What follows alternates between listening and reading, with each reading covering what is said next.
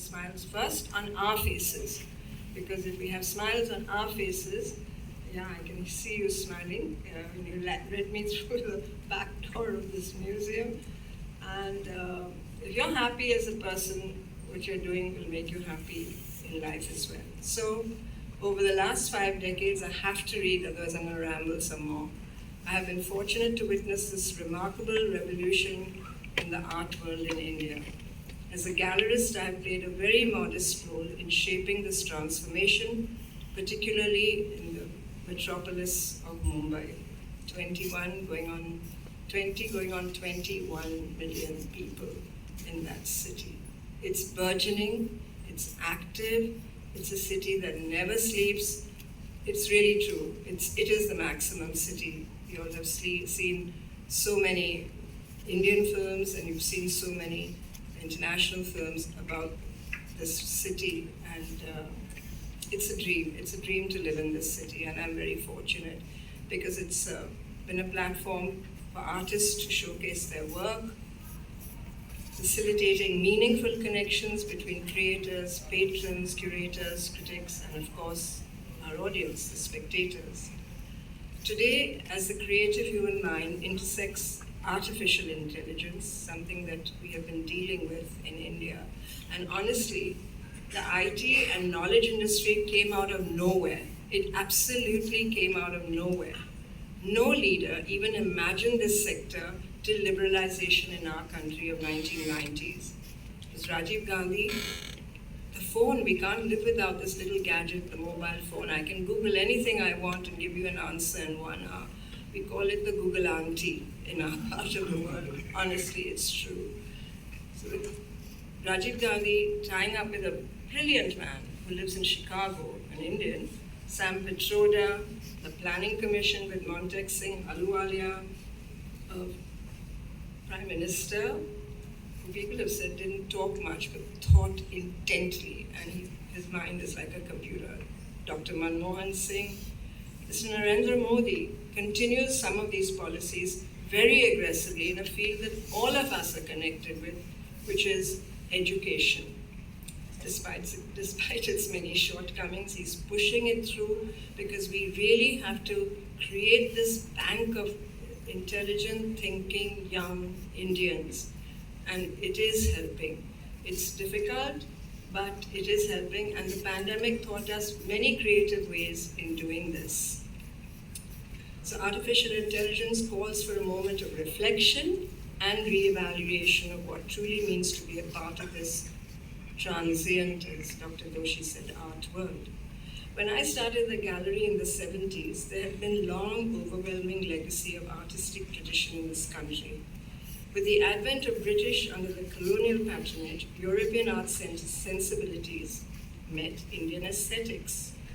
The establishment of art schools in the 1850s, such as the J.J. School of Art, which has recently, 4 months ago, been given autonomy to function like a university without having to go to Directorate of Education, Directorate of Art, running to the government, state government. So, and it's a big challenge for them because they cover fine art, they cover applied art, which now they're going to rename as design, architecture, and eventually lead to skilling. So it is really art and industry. That was the founder's dream, that we have to encourage modern technologies in weaving, metalworking, ceramics, and there's one more, printmaking, which was started in the 1690s, but not done formally.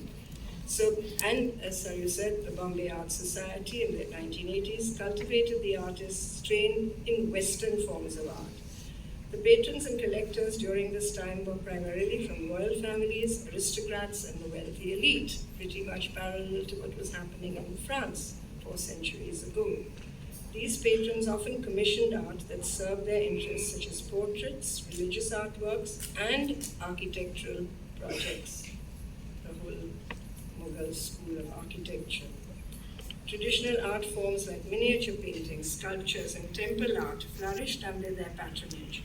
Additionally, as the new techniques of printing, such as lithography, emerged, a market for such mass-produced art too flourished. Bihar was the cradle where Charles D'Oyley was. Sir Charles D'Oyley is an opium agent based here in Patna who started the Bihar lithographic press.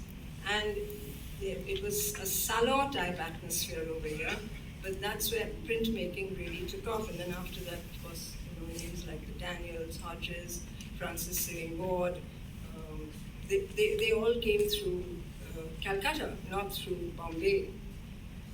During the Second World War, 3 refugees from Germany and Austria, Rudolf van Rudy von Leyden, an art critic, Walter Langhammer, an artist, and Emanuel Schlesinger, an art collector, fled to Mumbai to escape the terrors of Europe. And together this trio became the founding fathers of the Bombay Progressives, a group of young emerging artists daring to break away from the conventional and ready to experiment with new art forms. So this has been on people's minds for almost a century.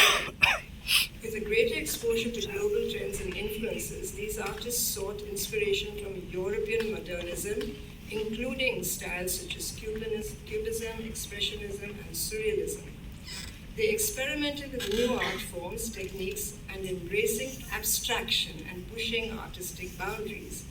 They drew inspiration from socio-political scenarios, complexities of urban life, and contemporary issues revolving around caste discrimination, gender equality. Of course, the freedom struggle was forefront in the first part of the century, questioning societal norms and advocating social change. Mumbai found itself at the helm of this progressive movement. They were called the progressive group because of the movement they headed. Progressive movement in the modern Indian art, and it continued to be so in the post-independent era. I must mention what was happening on the other side of the peninsula. Cities like Mumbai were moving towards modernism. In contrast, Calcutta particularly, with the establishment of the Vishwabharati University and Shantiniketan Art School, led by Gurudev Rabindranath Tagore, emphasized a return to indigenous art forms. Tagore sought to revive traditional Indian art practices, incorporating folk art like Madhubani, which you have in the state, Pattachitra, Kalighat paintings, just to name a few. Rural crafts, natural materials, all this was brought into the Shantiniketan curriculum. This integration of craft practices helped foster a deeper understanding of the materials, techniques, and aesthetics rooted in rural traditions. The focus was on celebrating Indian cultural heritage, connecting art with nature, and fostering a sense of community among artists and students. The art school emphasized outdoor studios where artists could work amidst the beauty of nature. The idea was to encourage artists to draw inspiration from their natural surroundings and develop a deep appreciation for the environment, very, very different from what JJ was doing. Students would paint, draw, sculpt outdoors, capturing the changing light, color, forms of the natural world. So what was this? Collaboration and collective learning, which we're still talking about, were integral to the educational philosophy of the art schools. The focus was not only on individual artistic expression, but also on the exchange of ideas and perspectives within a supporting and nurturing community. Tagore believed that art had the power to bring about positive social change. He envisaged art as a means of fostering a sense of unity, empathy, and harmony amongst individuals and communities. This idea of art as a social force resonated throughout Shantiniketan's approach, inspiring artists to use their creative expressions for the betterment of society.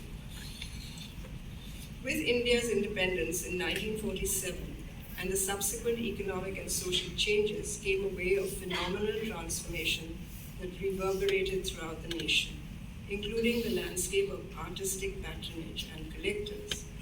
As the country embarked on a journey of economic and social progress, a new middle class with disposable income emerged, eager to participate and support the arts.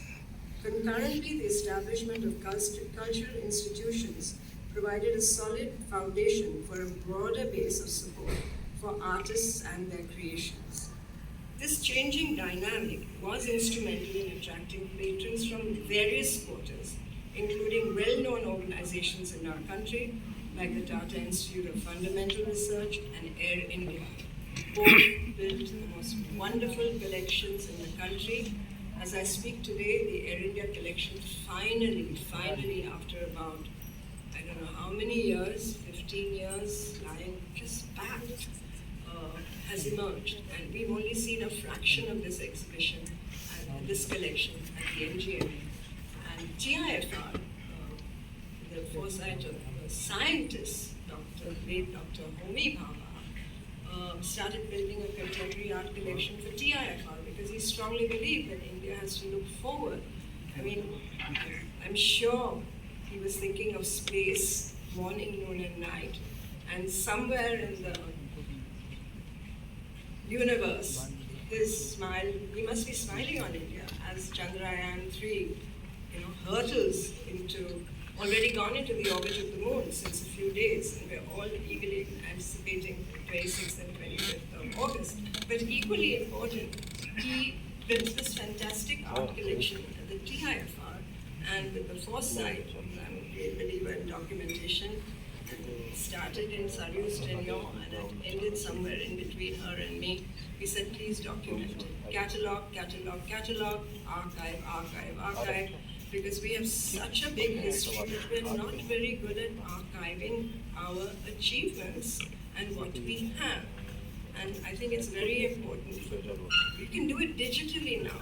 You can, the press of a button, you can see anything you want in any museum. So why not our collection in India? GOI has a program, Jatan, it's implemented. Sometimes it works, sometimes it glitches, but it's there and it can be put into, it can be done at a press of a button. So forward-thinking entities recognize the significance of contemporary and modern Indian art, investing in an array of art forms from traditional paintings to sculpture and institution. As institutional collectors, they not only encouraged artistic experimentation, but also provided invaluable recognition and validation to emerging artists. Brinda, I'm going to quote you because you stood up at the NGMA and said she was one of the beneficiaries of the Air India stream. We'll send it to New York, we'll give you a ticket, and then you're on your own. In one sentence, that's what she said at the opening, and that's exactly what Air India did. They really supported the arts. It was not exactly a barter exchange. They didn't really want anything in return. Maybe they took the first right of refusal, as any good donor would do, but that was how the collection started building up 50 years ago. So Saryu mentioned these hubs, like the Jahangir Art Gallery, which was founded in 1952, became a vital platform for artists to showcase their works to a wider audience. In 1954 came the NGMAs, which was inaugurated in Delhi, which became a significant custodian of India's modern art heritage. These institutions played vital roles in preserving and promoting Indian art, nurturing a vibrant artistic community. Parallelly, when the National Museum collection stops in Delhi, the NGMA collection begins, because when I joined it and I was looking up the history, I could do exhibitions from the 1850s onwards. So there was nothing to prevent me from doing a trade exhibition. I was well within the parameters of what the government had guidelines. Alongside institutional support, private galleries began to flourish, and Saryu has mentioned the first one where you rented the space, you were not invited, was the Taj Art Gallery in a 5-star hotel. It provided the ideal location for people to come and view art. Air conditioning, good lightings, good circulation, and patronage. Then there was Chetna, which was a smaller gallery across the street, where iconic progressive artists started their careers. And there was, of course, Pandol and Kevul Art Galleries, which started promoting artists. But who was there to support emerging artists? This was the million-dollar question then, as it is now. As an artist myself, I went through my fair share of struggle, sorry for sounding personal now, before achieving a show at the Chetna Art Gallery. This was in the mid-60s. However, the memories of my early challenges lingered, particularly the disappointing reception I received when I expressed interest in exhibiting my art at various galleries. And I don't think artists should give themselves. It's still a cry. Please give us an exhibition. Please give us an exhibition. We have nowhere to go. Everybody's saying, have your first show and then come to us. But who is going to give that first show? Exhibit elsewhere, then come to us. This response deeply troubled me. If no one was willing to exhibit our work, now their work, then and now, until they were already established, how were these artists supposed to gain recognition and establish themselves in the first place? I realized that taking that initial step could make all the difference for an artist's career. It was this profound realization that compelled me to take matters in my own youthful hands and create a space specifically for young, aspiring artists like myself. That's when the idea for Siglosa was born. To create a space that understood the struggles and aspirations as I had experienced them firsthand. And even though we are 53 years old, we're still referred to that young people's gallery. Yes, we are a young people's gallery. You can label us whichever way you want, but you will get a platform, either not a solo show, a two-person show, or a group show, something current management will give you. Okay. As Saryu said, the art scene continued to gain momentum. Auction houses from overseas started first, and then homegrown auction houses came into the picture. 1980s, 1990s, Delhi witnessed its first auctions, and Mumbai soon followed, with several auction houses springing up by 2000. This development interjected a fresh energy into the market. I don't like this word, but you know what I'm saying, and it conveys the message very quickly. The market providing an exciting place for collectors and investors to engage with art in new dynamic ways. When I ever wanted to do an exhibition in a museum, I constantly heard this, oh, but they're so commercial and we are a museum. I mean, we need to get a shop first, and then we'll talk about it, because you can't fund it, I can't fund it. There's a sponsor. You have to negotiate what you're going to give to that sponsor. Ability to market their product, their business, whatever it is. And you have the right of discretion. So why don't you utilize it, formulate your rules. Abide by those principles, don't bend them and shift them to accommodate a friend. That's not on. So Mumbai in particular blossomed into a bustling heart of artistic activity, and now we have about 19 to 20 galleries dotting our landscape. NGMA also expanded its reach by coming to Mumbai in 1996, further promoting artistic excellence and cultural exchange. That's what we were all about. You can use any type of nomenclature for art market. I should have said it in the earlier sentence.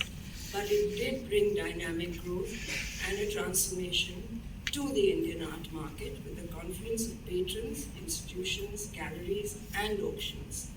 This confluence has continued to shape the contemporary art scene, propelling Indian art and artists onto a global stage and contributing significantly to the nation's cultural legacy. So today, and I'll be brief, I know we're running against time.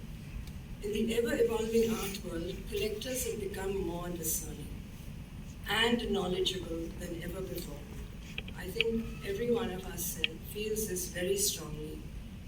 If you're in the art world, don't make it your ultimate aim to sell that piece of art. You want that collector to return to you, just as you want that visitor to the museum to keep returning to you, not for one visit, but just make it a habit. You don't want to sell something for the sake of making that initial sale. Be patient. So serious collectors now focus on select few pieces, catering to their specific interests and preferences based on the medium or genre they admire. They have to learn to work with this idea. Don't buy a painting and put it into storage and come back to me 2 years ago and say, Has the market appreciated? Shall I sell my work? Shall I put it into auction? Because I never answered that question of yours in the first place. You're educated, you have money, you have position, you have power. Be discerning. Buy what you like. Don't take it and put it into storage. This is not like wine auctions, that you buy the wine in one country, you can't bring it, definitely not into Bihar, so you keep it in some cellar space somewhere, and you can't even drink it. You don't drink it. In this contemporary art scene, affordable art is gaining popularity. As I told you, it was a middle class rising. They were aspirational, providing an excellent entry point for new collectors to start their journey. It offers an opportunity to explore and discover their tastes without breaking their bank. However, as an advice to these budding collectors, it's essential to resist being swayed solely by market trends. Instead, the guiding question should be whether the artwork resonates with them personally, and if they can envision living with it and cherishing it in their own space. Build up a rapport with all the artists that you're working with. It is so important. It is so essential. And I know there are many people sitting in the audience today, so many artists. Yes, we all become family members with each other. We travel across the country to celebrate joy and sorrow and sharing a meal. For large collectors such as corporations and institutions, it's crucial to recognize their responsibility in preserving and nurturing the art they acquire.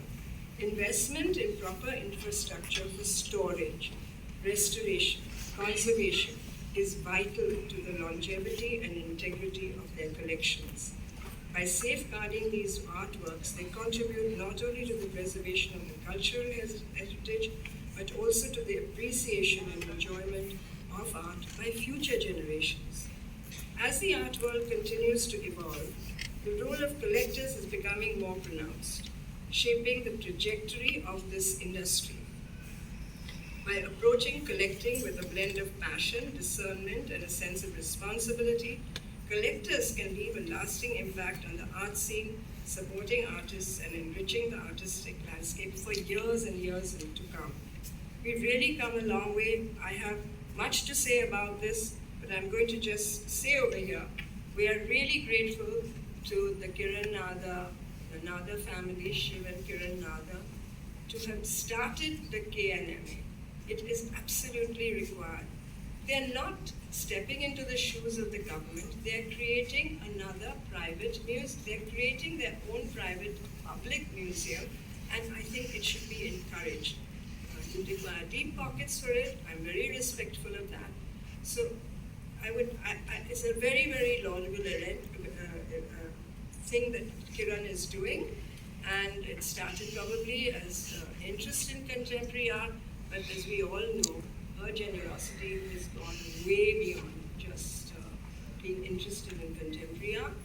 And the other one, which comes to mind immediately, is MAP in Bangalore, the latest entrant on the scene, Museum of Art and Photography. And it's good that they've started, and they have a wonderful conservation center. They have a good library. It's a good beginning, and I think they are trying to do what museums have been doing, but not as rigorously and vigorously as you have done over here. You've really shown the way. All night I've been dreaming, yes, we can have museums in Bombay. We have a museum run by a private trust, which is the CSMDS. We have a museum run by the Municipal Corporation of Bombay, which is the Bhawadaji Lal Museum. And this public-private, and we have the NGMA, which is run by the central government. And I've also been dreaming that the political scenario in our state settle a bit. Why can't we have a Maharashtra museum? We can definitely have it, and we should be able to work towards it and focus on the contemporary, because the other museums are offering us the other things we have. I do want to say a few words about artificial intelligence, because it's really worrying me. We don't have the laws in our country. We don't want to, we should study what is happening in the art world. Yes, We don't have to pay for our expensive cameras and our videos and put a deposit when we go into museum. We can take the best photographs on a very good mobile today, so that era is out. How do we jump to the next thing? The laws governing artificial intelligence and your intellectual domain. Yes, we hear about horrible legal cases. We should prevent that. There should be some criteria to talk about that. It's very interesting, and the ideal would really be something like this, that you enter into a museum, and I'm not disparaging the curators in any way, but imagine entering a museum and being warmly greeted by a friendly AI-powered virtual assistant that seems to know you personally, because all your information is on your mobile. Drawing from a vast database of visitor preferences, this intelligent guide will curate a personalized journey through the exhibitions tailored precisely to your interests. AI will curate a bespoke experience designed to captivate and engage you. As you embark on this futuristic immersive journey, the AI companion will act as your knowledgeable and affable tour guide. It will not only provide insightful information about each exhibit, but also weave captivating stories, unlocking the hidden narratives behind the artifacts. These lively and interactive conversations will not only educate, but also leave you emotionally connected to the art and cultural heritage on display. In real time, the AI assistants will be at your beck and call, ready to answer any questions that arise during your exploration. Curiosity will be indulged and understanding will deepen as you receive instant and accurate responses to your inquiries. Centuries will not get mixed up. Many things happen when you walk in a gallery with a curator, with a tour guide. They embellish things. No problem, it adds to the charm. This interactivity will foster a sense of discovery and encourage you to delve deeper into the stories behind each masterpiece at your own time. Through AI's ability to understand your preferences and reactions, the assistant will adapt and evolve its recommendations as you progress through the museum. It will anticipate your interests, surprise you with exhibits that you don't see, but for which you're floundering in your soul. What will be the result? A transformative experience that descends on you just through observation, leaving you with profound appreciation for the cultural experience you have encountered. AI-empowered assistants will bridge the gap between the visitors and the museum. No longer will museums be perceived as distant repositories of artifacts. Instead, they will come alive as living, breathing entities that engage with your audiences. There is a huge potential for interpreting AI, and it's equally promising. Somebody mentioned fungible transactions. It's beyond me. I really don't know much about blockchain, and I'm very suspicious until I master. I would say master it before you go in. Just as you should master the artist that you're dealing with. There are so many endless possibilities, and I'm going to take this up in the Q&A. I have lots to say, but I'm going to stop here. We need more culture. We need more culture labs. That's another thing. We need to be all-inclusive. We're talking about gender. We're talking about LGBT today. We have to bring the whole gamut of society into the art world, and I think that's where the future of industry lies. And thank you very much for this patient Ramayana, Mahabharata, like that. I'm not an art. But thank you so much. You are all an inspiration to me, and I look forward to interacting with this museum